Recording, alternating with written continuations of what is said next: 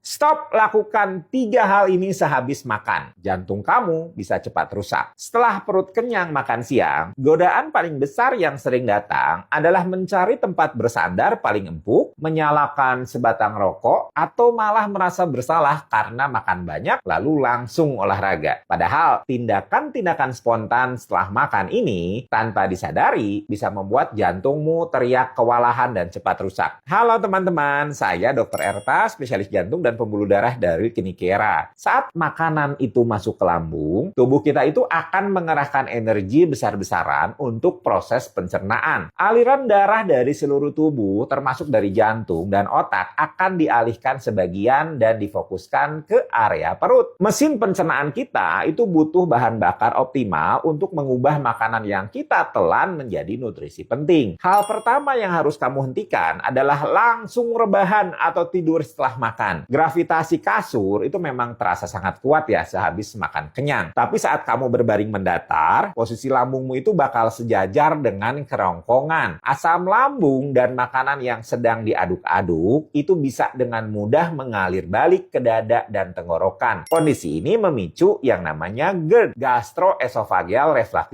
yang rasanya itu seperti panas terbakar di area dada dan seringkali disalahartikan sebagai serangan jantung oleh pasien di IGD. Meskipun berbeda, asam lambung yang naik ini menyebabkan peradangan kronis dan stres fisik yang pada akhirnya ikut membebani ritme kerja jantungmu secara tidak langsung. Hal kedua, tolong banget ya, stop kebiasaan merokok setelah makan yang sering disebut sebagai cuci mulut ini. Memang ya, banyak yang bilang, kalau tidak merokok sehabis makan, rasanya itu mulut asem. Tapi ingat fakta medis ini, saat pencernaan itu sedang aktif, aliran darah dan penyerapan zat di lambung dan usus itu sedang berada pada titik puncaknya. Ini adalah pembuluh darah koroner yang memberi makan otot jantung. Kalau kamu merokok setelah makan, nikotin dan racun dari rokok lainnya itu akan diserap jauh lebih cepat dan jumlahnya itu lebih banyak masuk ke aliran darah. Nikotin ini akan langsung membuat pembuluh darah koroner itu menyempit tiba-tiba, membuat jantung kekurangan oksigen seketika di saat dia sedang butuh energi. Bayangkan kalau misalnya usia Anda sudah 40 tahun lebih, sudah mulai ada penyempitan di koronernya. Kalau kamu habis makan besar, lalu merokok, lalu aliran darahnya itu ke jantung makin berkurang, resikonya apa? Ya, terjadilah serangan jantung, ya. Jadi kalau misalnya kamu sudah mulai beresiko, jangan coba-coba kamu makan besar lalu merokok sesudahnya. Itu resikonya tinggi. Hal ketiga adalah melakukan olahraga berat langsung setelah makan. Mentang-mentang kamu merasa bersalah habis makan nasi padang porsi mukbang, kamu langsung lari keliling lapangan. Niatnya sih mau membakar kalori detik itu juga. Nah, ini adalah logika yang sangat membahayakan sistem kardiovaskular kamu. Saat kamu olahraga berat, otot kaki dan tanganmu itu menuntut aliran darah dan oksigen dalam jumlah besar. Di sisi lain, lambungmu itu juga sedang butuh banyak darah untuk mencerna makanan. Terjadilah tarik-menarik tambang antara aliran darah di dalam tubuhmu. Jantungmu akan dipaksa bekerja berkali-kali lipat lebih keras untuk memenuhi permintaan dua pihak yang berseteru ini. Kerja ekstra keras ini bisa memicu gangguan irama jantung, kram perut yang hebat, atau bahkan memicu serangan jantung pada orang yang memang udah punya bakat penyumbatan. Yang tadi tuh yang dibahas yang udah punya faktor resiko. Nah, jantungmu itu bukan mesin robot. Dia butuh ritme kerja yang wajar. Jadi biarkan tubuh kamu itu menyelesaikan satu tugas berat terlebih dahulu sebelum diberi tugas berat lainnya. Lalu, apa nih yang sebaiknya dilakukan setelah makan? Cukup lakukan jalan kaki santai 5-10 menit. Kali lagi ya, jalan kaki santai, bukan lari maraton. Jalan kaki santai 5-10